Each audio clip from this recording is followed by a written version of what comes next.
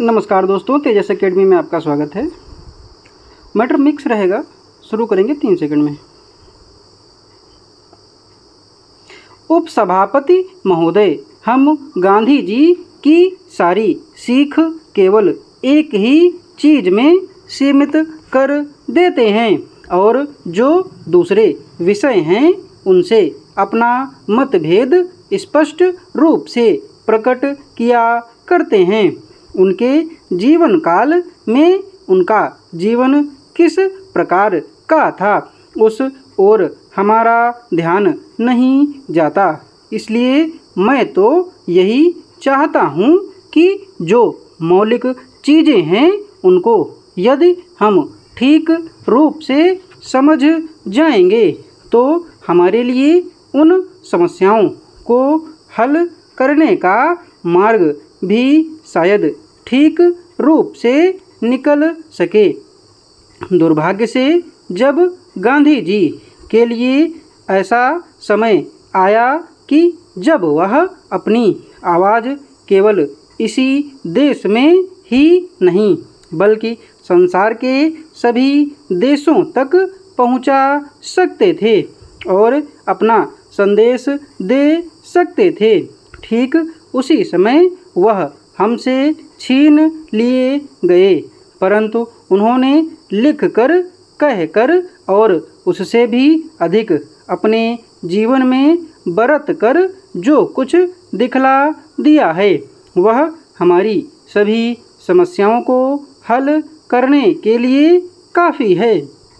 यदि हम ठीक रूप से समझें और काम करें, सभी युद्धों में जो बड़ी क्षति देश विदेश और सब लोगों को पहुंचा करती है वह यही है कि लोगों में चरित्रहीनता आ जाती है।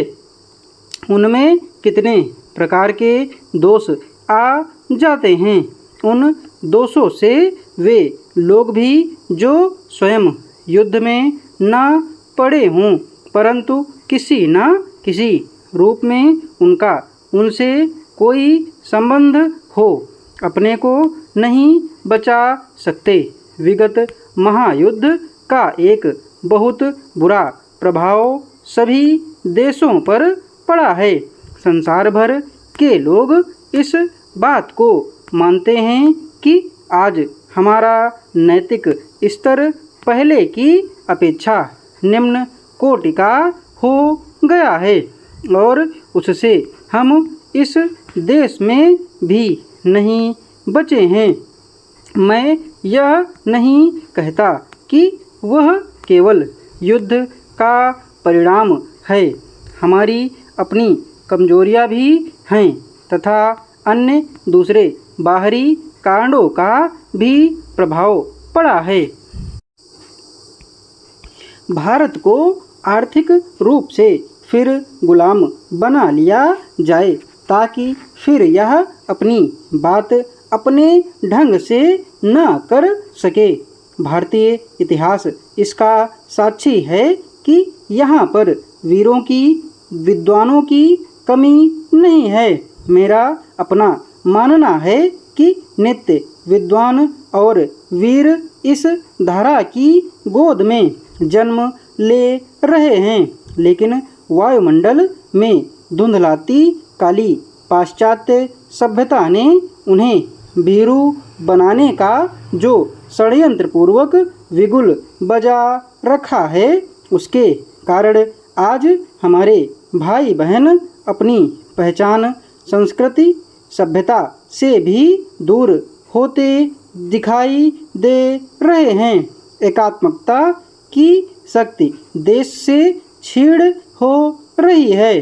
देश सेवा के लिए कोई विचार नहीं करना चाहता क्योंकि उसकी मानसिकता वर्तमान में सुख वैभव को बटोरने में लगी है, किंतु अंत में उसे मिलता कुछ नहीं है। डिक्टेशन की स्पीड 95 शब्द प्रति मिनट रही है। PDF और आउटलाइन आपको हमारे टेलीग्राम चैनल पर मिल जाएंगे। टेलीग्राम चैनल का लिंक नीचे डिस्क्रिप्शन बॉक्स में दिया हुआ है। धन्यवाद।